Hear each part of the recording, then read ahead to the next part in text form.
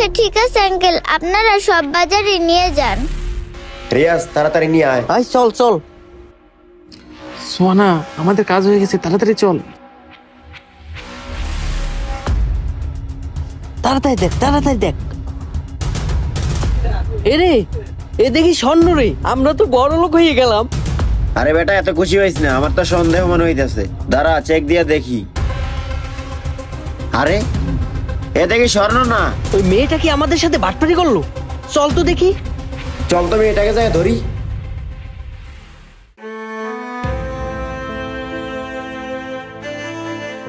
Doctor সাহেব এই নিন টাকা, তাড়াতাড়ি আমার মায়ের চিকিৎসা করেন।